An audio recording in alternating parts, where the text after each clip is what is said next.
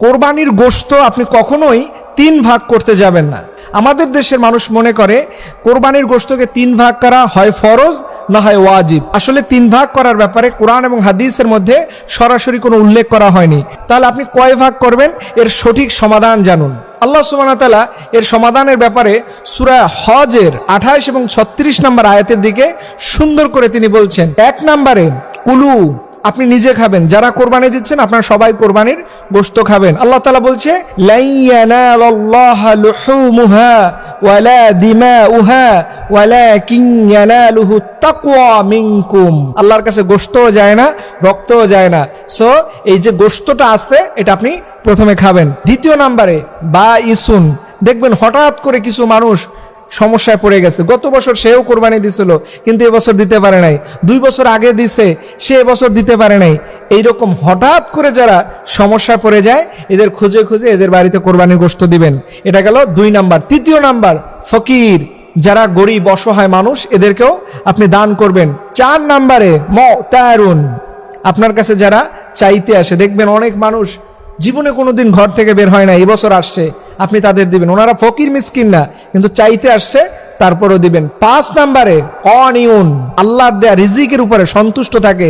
দেখবেন অনেক মসজিদের ইমাম খতিবরা আছে, মুয়াজ্জিনরা আছে, সমাজের কিছু মানুষ আছে অল্প ইনকাম করে, যতটুকু হয় আল্লাহর উপরে খুশি থাকে, 5 ওয়াক্ত নামাজ পড়ে, এদেরকেও আপনি দিবেন। দেখেন এই যে 5টা ব্যাখ্যা বললাম, এখন মনে করেন দেখেন আমাদের দেশের নিয়মটা আর এই নিয়মটার ভিতরে পার্থক্য কোন জায়গায়। আপনি নিজে খেলেন, আত্মীয় স্বজনকে দিলেন, আর ফকির মিসকিনকে দিলেন। আচ্ছা, ফকির মিসকিনকে দিলে সেই জায়গায় কি আমরা ওই যে কোন মানুষের এবছর কোরবানি দেয় নাই, যাদের আর্থিক অবস্থা এবছর খারাপ যাচ্ছে, ওই রকম মানুষদের কি কোরবানি দেওয়া হয়?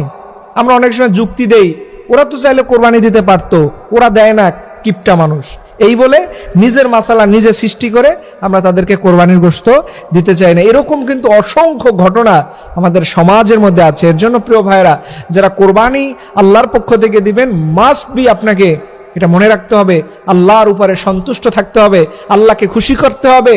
আল্লাহ যার কোরবানির উপরে খুশি হয়ে যাবে তার কোরবানিটা কিয়ামতের দিনে বড় নাজাতের উসিলা হবে। আর আপনি যদি লোক দেখানোর জন্য ফ্রিজ কিনে রাখছেন, এই বছর পুরোটাই ওভারলোড করে ফেলবেন। ইভেন অনেক মানুষ আছে গত বছরের কোরবানির গোশত এই বছর দেখবেন কোরবানির দিনে খাওয়ায়। খবরদার খবরদার, এইভাবে করতে যাবেন না। চাইলে আপনি আরো বেশি দান করতে পারেন, আবার কমও করতে পারেন। যারা 1 ভাগ 2 ভাগ দিবেন তারা যদি এত বেশি করতে যান তাহলে তো নিজেরাও খেতে পারবে না। আপনাদের প্রয়োজনীয় যতটুকু একজন মানুষের দরকার, এর অর্থ এই নয় যে আপনি ফ্রিজ জাত করে রাখবেন।